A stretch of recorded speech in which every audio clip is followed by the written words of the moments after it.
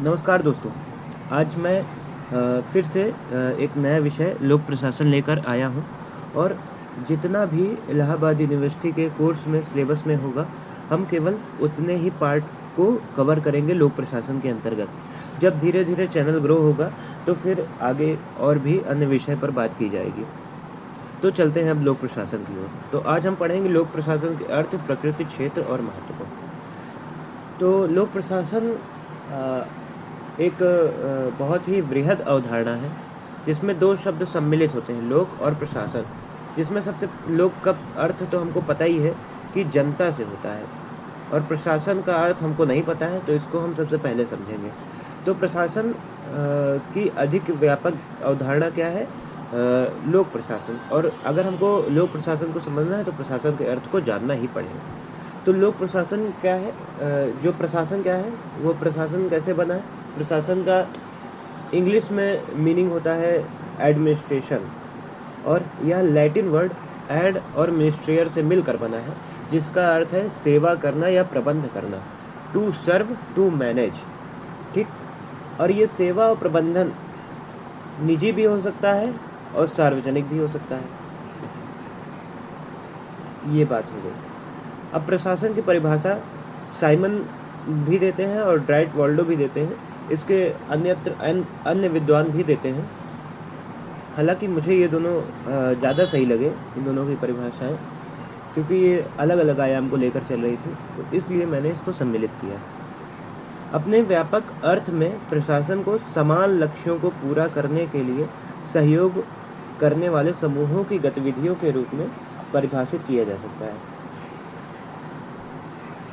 तो Herbert A Simon जो है, वो प्रशासन को समान लक्ष्यों को पूरा करने के लिए सहयोग करने वाले समूहों की गतिविधियों के रूप में परिभाषित करते हैं। ये इसका व्यापक अर्थ प्रस्तुत करते हैं। वहीं ड्राइट वाल्डो का मानना है कि यह एक सहकारी मानवीय प्रयास है, जिसमें उच्च स्तर की तार्किकता शामिल होती है। मतलब प्रबंधन निजी हो या सार्वजनिक, लेकिन उसमें जो क्या कहते हैं, प्रशासन की जो गतिविधियां होंगी, या फिर कह सकते हैं जो भी जैसे भी प्रबंधन किया जाएगा, वह कोई एक व्यक्ति नहीं कर सकता, ऐसा इन दोनों का मानना है। और यहाँ पे ये कहते हैं समूहों की गतिविधियां, और यहाँ पे ये सहकारी मानवीय प्रयास, मतलब सहयोग की भावना, सहयोग के साथ कोई समूह प्रबंधन कर सकता है। ये तो हो गई करने के बाद। और इसमें उच्च स्तर की तार्किकता होनी चाहिए, मतलब एक दिशाहीन प्रबंधन नहीं होता, इसलिए उच्च स्तर की तार्किकता को भी ड्राइट वाल्डो ने इसमें शामिल किया है। तो जितनी भी परिभाषाएं हैं ऊपर, उससे 2 तत्व हमको देखने को मिलते हैं परिभाषा में। पहला सामूहिक प्रयास, दूसरा सामान्य उद्देश्य। तो सामूहिक प्रयास समझ में आ ही गया है कि एक जो जितने भी लोग हैं, उनका एक कलेक्टिव एफर्ट होना चाहिए। मतलब एक व्यक्ति कोई अकेला नहीं कर सकता। जितने भी समूह हैं, वो सामान्य उद्देश्य, उनका कोई सामान्य उद्देश्य होगा, और उसी सामान्य उद्देश्य के लिए उनके द्वारा कोई सामूहिक प्रयास किया जाएगा, समूह में किया गया प्रयास। फिर उसके बाद हम देखते हैं कि प्रशासन एक सार्वभौमिक प्रक्रिया है। सार्वभौमिक प्रक्रिया मतलब प्रशासन यहाँ पर भी हो रहा है, भारत में भी हो रहा है। प्रशासन हर एक क्षेत्र में हमको प्रशासन देखने को मिलता है, और चाहे वो जो भी क्षेत्र हो, यहाँ तक कि कवि सम्मेलन में भी एक प्रशासन देखने को मिलता है। उसके बारे में अभी बात करेंगे। प्रशासन एक सार्वभौमिक प्रक्रिया है, ये तो हो गया यूनिवर्सल प्रोसेस। प्रशासन में उच्च स्तर की तार्किकता होती है, जैसा कि डी वाल्डो ने कहा था अभी पहली अपनी परिभाषा में, जो हमने देखा अभी। तो उच्च स्तर की तार्किकता का भी क्यों होनी चाहिए, यह भी हम देख चुके हैं। उच्च स्तर की तार्किकता इसीलिए होनी चाहिए क्योंकि तार्किकता नहीं होगी तो प्रशासन दिशाहीन रहेगा, और दिशाहीन प्रशासन प्रबंधन करने में सक्षम नहीं। अब देखते हैं प्रशासन के भाग को। संस्थागत परिवेश के अनुसार प्रशासन को 2 भागों में देखा जा सकता है। पहला लोक प्रशासन, दूसरा निजी प्रशासन। सरकारी व्यवस्था में काम करता है, और जो निजी प्रशासन है वो गैर सरकारी व्यवस्था में, जैसे कोई अपनी कंपनी हो गई जैसे गूगल वगैरह या फिर कोई भी कंपनी, वहाँ पर जो प्रशासन कार्य कर रहा है उसको निजी प्रशासन कह सकते हैं। और जो सरकारी व्यवस्था में जैसे कार्यपालिका न्यायपालिका के अंतर्गत जो प्रशासन किया जा रहा है उसको सरकारी व्यवस्था में उसको लोक प्रशासन कहेंगे। ये तो हो गई पूरी बात प्रशासन की। तो प्रशासन में हमने क्या समझ लिया, प्रशासन में सामूहिक प्रयास होता है और इसके साथ ही सामान्य लक्ष्य होता है। और ये दोनों बातें तो हो गई। इसके साथ प्रशासन कैसे बना है, प्रशासन लैटिन वर्ड एड और मिनिस्ट्रेयर से मिलकर बना है, जिसका मतलब जो सामान्य अर्थ निकलता है वो सेवा करना या प्रबंध करना है। ये तो हो गई बात पूरी दिमाग में। अभी तक प्रशासन के बारे में जो भी बातें थी वो हमने देख ली। अब आते हैं लोक प्रशासन की ओर। तो लोक प्रशासन की ओर आ गए। तो लोक प्रशासन के फादर कौन हैं, विल्सन, वुड्रो विल्सन, जो कि अमेरिका के राष्ट्रपति भी रह चुके हैं और इनका अंतर्राष्ट्रीय क्षेत्र में भी उदारवादी विचारधारा को निर्माण करने में बहुत बड़ा योगदान है। फिलहाल हम लोक प्रशासन पढ़ना है। तो father of public administration is Wilson. व्यापक रूप से विल्सन ने लोक प्रशासन को परिभाषित किया है। लोक प्रशासन वृहद प्रशासनिक क्षेत्र का हिस्सा है जो राजनीतिक निर्णयकर्ताओं द्वारा बनाए गए लक्ष्यों और उद्देश्यों को पूरा करने के लिए राजनीतिक व्यवस्था के अंतर्गत कार्य करता है। मतलब इसका यही है कि एक ये वृहद प्रशासनिक क्षेत्र है। मतलब एक प्रशासन होता है जो निजी या फिर छोटे से हिस्से में हो रहा होता है, लेकिन जो लोक प्रशासन है वह वृहद प्रशासनिक क्षेत्र है, जिसका क्षेत्र कार्यपालिका से लेकर न्यायपालिका यहाँ तक कि विधायिका में भी जो भी प्रशासन होता है उस सम्मिलित प्रशासन को लोक प्रशासन कहते हैं। हालांकि इस विचारधारा में काफ़ी मतभेद है कि कार्यपालिका के प्रशासन को ही लोक प्रशासन कहते हैं या फिर तीनों अंगे के प्रशासन को लोक प्रशासन कहा जाएगा। तो इसके बारे में भी अभी देखेंगे।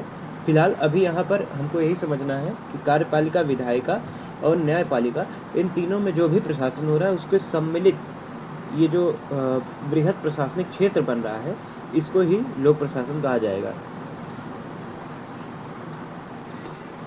तो लोक प्रशासन करता क्या है, जो राजनीतिक निर्णयकर्ताओं द्वारा जो लक्ष्य और उद्देश्य को पूरा करने के लिए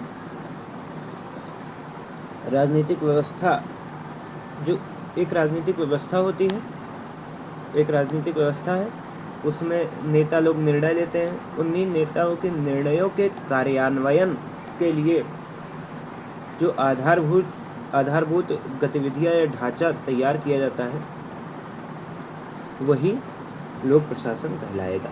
ये हो गई विल्सन के लोक प्रशासन की अवधारणा जो थी उसकी समझ यहाँ पे हमने विकसित कर ली। इसे सरकारी प्रशासन भी कहा जाता है क्योंकि लोक का अर्थ संबंध सरकार से जोड़कर देखा जाता है।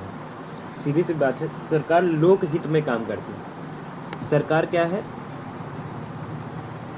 सरकार है सेवा प्रदायक और सुरक्षा प्रदायक। तो यहाँ पर हम सरकार के इस वाले भाग की बात कर रहे हैं, तो इसलिए इसे सरकारी प्रशासन भी कहा जाता है। इसके बाद देखते हैं, इसका मुख्य ध्यान नौकरशाही या सरकारी प्रशासनिक संगठन पर होता है। नौकरशाही या सरकारी प्रशासनिक संगठन, नौकरशाही मतलब समझ में आ रहा है ब्यूरोक्रेसी, और सरकारी प्रशासनिक संगठन का मतलब भी समझ में आ रहा है। इसकी परिभाषाएं को दो वर्गों में बांटा जा सकता है, संकुचित और व्यापक। संकुचित परिभाषाएं जो भी हैं वो केवल कार्यपालिका के प्रशासन को ही लोक प्रशासन मानती हैं। वहीं व्यापक जो परिभाषाएं हैं वो तीनों अंगों के जो कार्य हैं, तीनों अंगों के अंतर्गत जो प्रबंधन किया जाता है उसको लोक प्रशासन के दायरे में रखते हैं। संकुचित विचारक कौन कौन से हैं? साइमन जो हैं वो हैं, बुलिक है, ऑडवेटीड है इत्यादि। तो लूथर गुलिक की जो परिभाषा है उसको हम देखते हैं क्या कहा है उन्होंने। लोक प्रशासन प्रशासन के विज्ञान का वह भाग है जो सरकार से संबंधित है और इसलिए इसका संबंध मुख्य रूप से कार्यपालिका शाखा से है, जहां सरकार का काम किया जाता है। तो कार्यपालिका शाखा से ही केवल इसको जोड़कर देखते हैं लूथर गुलिक। आगे देखते हैं व्यापक विचारक कौन है। वुड्रो विल्सन, जैसा कि हमने देखा ही अभी, उन्होंने बोला है कि जो राजनीतिक निर्णयकर्ता हर तरफ हो सकते हैं, न्यायपालिका विधायिका मुख्य रूप से भले कार्यपालिका में होते हो लेकिन हर तरफ हमको देखने को मिलते हैं। तो राजनीतिक निर्णयकर्ता की बात कहकर और ये भी उल्लेख नहीं किया कि केवल कार्यपालिका का, तो इसलिए हम इनको व्यापक विचारक के रूप में व्यापक परिभाषा जिन्होंने दी है उसके रूप में हम वुड्रो विल्सन को रख सकते हैं। वुड्रो विल्सन क्या कहते हैं, लोक प्रशासन कानून का विस्तृत और व्यवस्थित निष्पादन है। कानून का विस्तृत और व्यवस्थित निष्पादन एक छोटी सी परिभाषा है लेकिन एक बहुत ही व्यापक अर्थ को लेकर चल रही है। तो कानून का विस्तृत और व्यवस्थित, कानून से जोड़कर इसको देख लिया गया तो कानून के लिए ही तो तीनों अंग बनाए गए हैं। तो कानून का निष्पादन कैसे हो, अब कानून का व्यवस्थापन कैसे हो, तो ये सब व्यवस्थापिका और कार्यपालिका के कार्य हैं। और यहाँ पर ये एक मतलब जो हमने अभी चर्चा की वही इन्होंने कहा कि लोक प्रशासन का दायरा केवल कार्यपालिका तक सीमित नहीं है बल्कि यह तीनों अंगों के प्रशासन को समेटे हुए है। वुड्रो विल्सन की जो पुस्तक है उसका नाम है द स्टडी ऑफ एडमिनिस्ट्रेशन, यहाँ पे लिखा है, आप इसको देख सकते हैं। इसके बाद F.A. निग्रो, इन्होंने भी अपनी एक परिभाषा दी है। इनकी परिभाषा क्या कहती है, लोक प्रशासन सार्वजनिक परिवेश में सहकारी सामूहिक प्रयास है जो सरकार के तीनों अंगों को आच्छादित करता है। तीनों अंगों की बात कर दी इन्होंने। और सार्वजनिक नीति के निर्माण में महत्वपूर्ण भूमिका निभाता है। तो यहाँ पर इन्होंने बता दिया कि जो सार्वजनिक नीति निर्माण में महत्वपूर्ण भूमिका निभा रहा है, तो कार्यपालिका का विशेष महत्व भी बता दिया इन्होंने और यह भी बता दिया कि तीनों अंगों को आच्छादित करता है। एकदम क्लियर डिफिनीशन हमको F.A. निग्रो की देखने को मिलती है।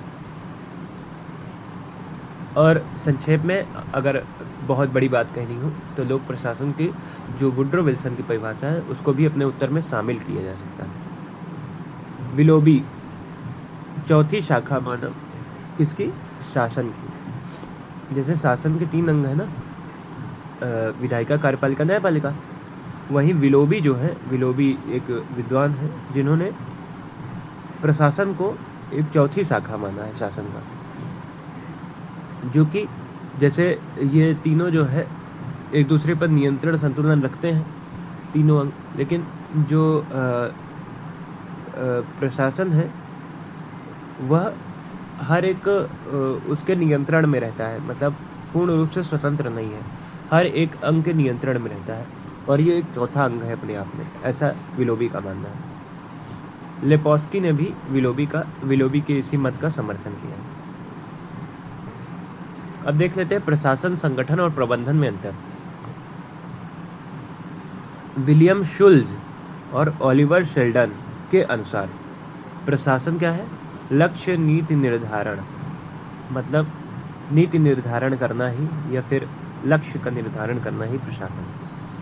संगठन क्या है, ढांचा या मशीन तैयार करना, मतलब नीति निर्धारण कर दिया, अब उस नीति के कार्यान्वयन के लिए जिस प्रकार का हमको मैकेनिज्म चाहिए होगा उसको तैयार करना। प्रबंधन क्या है, लक्ष्यों को पाने के लिए कार्य दिशा तय करना। अब हमारे पास लक्ष्य भी है, साधन भी है, साधन में हमको कैसे कार्य करना है वो प्रबंधन सुनिश्चित करता है। प्रशासन व्यापक अवधारणा है जो संगठन प्रबंधन को समाहित करती है। तो अगर हम प्रशासन वर्ड का प्रयोग करते हैं तो अपने आप ये दोनों अंग समाहित हो जाते हैं, इससे अलग नहीं है, इसी में जुड़े हुए हैं। इसलिए प्रशासन व्यापक अवधारणा है जो संगठन प्रबंधन को समाहित करती है। ये हो गई बात। अब लोक प्रशासन की प्रकृति को समझ लेते हैं। लोक प्रशासन की प्रकृति को लेकर दो दृष्टिकोण प्रचलित है, एकीकृत और प्रबंधकीय। एकीकृत के समर्थक कौन है? एल्डिवाइड डिमॉक। और प्रबंधकीय के साइमन और स्मिथबर्ग। एकीकृत लोक प्रशासन क्या है, इसको देख लेते हैं। लक्ष्य को प्राप्त करने की 4 गतिविधियों का योग। प्रबंधकीय, तकनीकी, लिपिकीय, शारीरिक। मतलब एक वर्ग जो है वो प्रबंधन कर रहा है, एक वर्ग तकनीकी उसको मतलब जो उसमें मतलब तकनीकी का क्या कह सकते हैं, जैसे नवीन साधन सुनिश्चित कर रहा है लक्ष्यों की प्राप्ति के लिए, और एक लिपिकीय जो बाबू वाला काम रहता है वो सब कर रहा है, और एक शारीरिक कार्य जो भी उसके अंतर्गत किया जा रहा है। तो शीर्ष से लेकर नीचे तक की समस्त गतिविधियां लोक प्रशासन के अंतर्गत शामिल होती हैं, ऐसा एकीकृत लोक प्रशासन का मानना है, जिसमें प्रबंधन, तकनीक, लिपिकीय और शारीरिक ये सभी गतिविधियां शामिल होती हैं। यह विषय वस्तु पर निर्भर करता है, अलग अलग विभाग का अलग अलग प्रशासन हो सकता है, इसका ऐसा मानना है। वहीं प्रबंधकीय लोक प्रशासन क्या है? प्रबंधकीय लोक प्रशासन केवल प्रबंधकीय गतिविधियां शामिल करता है। प्रबंधकीय गतिविधियां मतलब इन तीनों को हटा दो, ये प्रशासन में शामिल नहीं है, ऐसा प्रबंधकीय लोक प्रशासन के अंतर्गत माना जाता है कि तकनीकी, लिपिकीय और शारीरिक गतिविधियां लोक प्रशासन के दायरे में नहीं आती। ये केवल शीर्ष अधिकारियों की गतिविधियों को शामिल करता है। प्रबंधन की तकनीक कार्य प्रकृति पर निर्भर करती है। मतलब जो प्रबंधन की जो तकनीक है वो कार्य प्रकृति पर निर्भर करती है, इसलिए सभी विभाग का प्रशासन एक होता है। जैसे फाइलिंग, बजटिंग, सुपरविजन, ये सब सभी क्या कहते हैं, सभी क्षेत्रों में देखने को मिलता है, सभी विभागों में देखने को मिलता है। तो प्रबंधन का कार्य तो सभी में किया जाता है, इसलिए इसका मानना है कि प्रबंधन जो है वो सभी में होता है। इसलिए लोक प्रशासन, एकीकृत लोक प्रशासन और प्रबंधकीय लोक प्रशासन में यही मुख्य अंतर है कि एकीकृत लोक प्रशासन यह मानता है कि प्रबंधकीय, तकनीकी, लिपिकीय, शारीरिक ये 4 गतिविधियां लोक प्रशासन में शामिल होती हैं, और हर एक क्षेत्र का अपना अलग अलग प्रशासन होता है। वहीं प्रबंधकीय का मानना है कि सभी में प्रबंधन का कार्य तो होता ही है, इसलिए सभी के प्रशासन का कार्य एक ही होता है। ये हो गई बात। लोक प्रशासन की प्रकृति संदर्भ पर निर्भर करती है, अध्ययन के रूप में, प्रक्रिया के रूप में, पेशे या आजीविका के रूप में। तो वही सिंपल सी बात है, वही चीज़ बता दी है यहाँ पे। भारत में लोक प्रशासन की धुरी क्लर्क को माना जाता है, किंग पिन, क्योंकि 90% कार्य क्लर्क करता है। भारत में प्रशासन को इंटीग्रल व्यू के रूप में देखना चाहिए, मतलब कि हर एक क्षेत्र का अपना अलग अलग प्रशासन होता है। इसको लेकर क्योंकि इंटीग्रल व्यू में ही जो क्लर्शियल वर्क है, क्लर्शियल गतिविधियां हैं, उसको शामिल किया गया है। तो इसलिए, और भारत में क्लर्क का महत्व बहुत ज़्यादा है, इसलिए इंटीग्रल व्यू के अंतर्गत भारत के लोक प्रशासन को देखना चाहिए। लोक प्रशासन का क्षेत्र को लेकर 2 प्रकार के दृष्टिकोण हैं। पोस्ट कॉर्प दृष्टिकोण, जो कि लूथर गुलिक ने दिया, इसको हम समझ सकते हैं एक कवि सम्मेलन के उदाहरण से। मान लीजिए आपको एक कवि सम्मेलन करवाना है, तो आप उसके ऑर्गेनाइज़र कहलाएंगे। उसकी प्लानिंग के लिए आप एक निश्चित वर्ग को चुनेंगे, ऑर्गेनाइजिंग के लिए एक निश्चित वर्ग को चुना जाएगा। एक संगठन बनेगा सबसे पहले, उसमें कुछ लोग होंगे, और एक प्लानिंग के तहत पहले प्लानिंग की जाएगी कि ऐसा ऐसा होगा, मतलब कवि सम्मेलन होगा, इतने बजे ये लोग आएंगे, इतने बजे ये लोग आएंगे, और इनका कार्य होगा, इनका कार्य होगा, इनका कार्य होगा। फिर उसके बाद एक संगठन बनाया जाएगा जो कि उस कवि सम्मेलन को संचालन में अपनी अपनी भूमिका निभाएगा। इसके बाद स्टाफिंग होगा कि किस व्यक्ति को कौन सा कार्य दिया जाना है। इसके बाद डायरेक्टिंग एक दिशा निर्देश तय करना, जो कि प्लानिंग के तहत हमको एक दिशा निर्देश मिला था, उसी के अनुसार लाइव उसको क्या क्या कठिनाइयाँ आएंगी उसको देखना और एक निर्देश बनाना। कोऑर्डिनेटिंग मतलब अलग अलग कार्यों को जोड़कर एक कार्य में परिणत करता है। रिपोर्टिंग की मतलब कितना क्या हुआ, जैसे इतने बजे ये आए, इतने बजे ये आए, ये सब चीज़ें हमको इसमें देखना पड़ता है। बजटिंग कि कितना खर्च आया, ये इसमें शामिल किया गया है। ये सब बहुत ही साधारण है, मतलब इसको अगर व्याख्या करने पे आए तो बहुत व्यापक रूप से इसकी व्याख्या किया जा सकता है। इसके बाद विषय वस्तु दृष्टिकोण आता है। पहला तो पोस्ट कॉर्प दृष्टिकोण है, जिसको लूथर गुलिक ने दिया। दूसरा विषय वस्तु दृष्टिकोण है।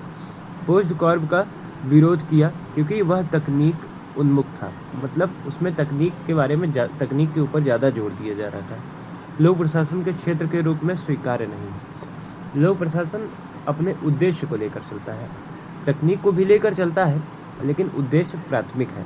उद्देश्य की प्राप्ति नहीं होती तो लोक प्रशासन का कोई अर्थ नहीं है, सारी तकनीकें धरी की धरी रह जाएंगी। विषय वस्तु दृष्टिकोण के अंतर्गत माना गया है कि प्रशासन के औजार या साधनों से कहीं अधिक महत्वपूर्ण यह जानना है कि किस प्रकार की सेवा प्रदान कर रहा है। उदाहरण रक्षा, स्वास्थ्य, कृषि आदि। इनकी विशेष तकनीकें होती हैं जो सामान्य पोस्ट कॉर्प में शामिल नहीं की जा सकती। हर एक प्रशासन का अपना अलग अलग स्थानीय पोस्ट कॉर्प होता है। निष्कर्ष रूप में क्या कह सकते हैं कि ये दोनों जो भी मतलब पोस्ट कॉर्प और विषय वस्तु दृष्टिकोण जो भी हैं क्षेत्र को लेकर, ये दोनों एक दूसरे के विरोधी नहीं बल्कि पूरक है। मतलब तकनीक को भी ध्यान में रखना चाहिए और साथ ही इसको भी ध्यान में रखना चाहिए कि किस प्रकार की सेवा उस तकनीक के द्वारा दी जा रही है, उस सेवा की कोई सार्थकता है या नहीं, तो इसको शामिल करना चाहिए। लोक प्रशासन एक कैंची की तरह है जिसके दो ब्लेड हैं। एक क्या है पोस्ट कॉर्प विषय मतलब एक तकनीक, और दूसरा किस प्रकार की सेवा, मतलब सेवा की प्रकृति। तकनीक और सेवा की प्रकृति, तो ये दोनों हैं, ये एक कैंची की तरह है, ऐसा कह रहा है लेविस मेरियम का।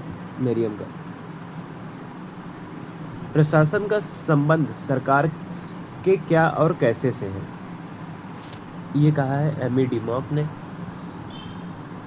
छोटे छोटे कथन लिखने से उत्तर और भी ज़्यादा प्रभावी हो जाता है।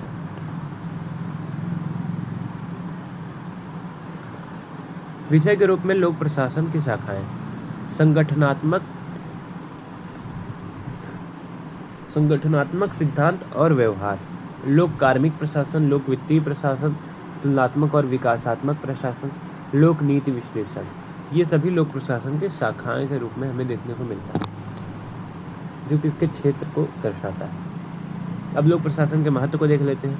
आधुनिक समाज का आवश्यक हिस्सा, इसीलिए आज की व्यवस्था को प्रशासनिक विचारक एडमिनिस्ट्रेटिव स्टेट कहते हैं। मतलब अगर प्रशासन नहीं रहेगा तो समाज सुचारू रूप से नहीं चल पाएगा, समाज का प्रबंधन, समाज के लिए उचित सेवाएं, ये सब नहीं हो पाएंगी। तो यही इसका महत्व है। किसी भी व्यक्ति की गर्भ से कब्र तक प्रत्येक गतिविधि को प्रशासनिक एजेंसियों द्वारा ही विनियमित और नियंत्रित किया जाता है। ये एकदम सीधी सी बात है, समझ में आ रही है।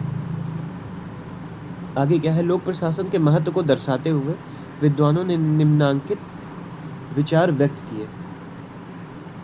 सभ्यता के संरक्षण का आधार है, सही बात है। आधुनिक सरकार का हृदय है। अगर लोक प्रशासन हुआ तो सरकार डावाडोल हो जाएगी, सरकार अपने नीतियों का कार्यान्वयन सही से नहीं कर पाएगी। जन कल्याण, सुरक्षा और सेवाओं का माध्यम। तो जन कल्याण मतलब लोक कल्याण से संबंधित अभी कहा ही गया है कि सरकार सेवा प्रदायक, सुरक्षा प्रदायक है। अगर सेवा और सुरक्षा दोनों, अच्छा ये दोनों कार्य लोक प्रशासन द्वारा ही होता है। लोक प्रशासन नहीं है तो सेवा नहीं मिल पाई, तो जन कल्याण का आयाम खत्म, सुरक्षा नहीं मिल पाएगी। स्थायित्व और निरंतरता का प्रतीक, चौथा स्थायित्व और निरंतरता का प्रतीक, तो यह भी नहीं हो पाएगा, स्थायित्व नहीं बन पाएगा। कोई भी, जैसे पुलिस प्रशासन है, वह क्या करती है कि मतलब अगर कोई भी हिंसक आंदोलन हो रहा है जो कि सरकार को अस्थिरता प्रदान कर रहा है, तो ऐसे को रोकने का प्रयास करती है, तो स्थायित्व निर्माण करती है और सरकार को निरंतरता प्रदान करती है। संविधान की नीतियों का व्यवहारिक कार्यान्वयन, ये समझ में आ ही रहा है। परंपराओं का संरक्षक भी है, सामाजिक सुदृढ़ीकरण का साधन। तो किस विद्वान ने क्या कौन से महत्व को लेकर चला है, इसको भी यहाँ पर साइड में लिखा गया है। तो यहाँ से हमको तीनों बात समझ में आ गई कि सबसे पहले हमने प्रशासन का अर्थ समझा, फिर उसके बाद लोक प्रशासन के बारे में जाना, उसके बाद लोक प्रशासन की प्रकृति, क्षेत्र और अंत में महत्व को जानकर संपूर्ण विषय का सारगर्भित अध्ययन किया। आशा है समझ में आया होगा।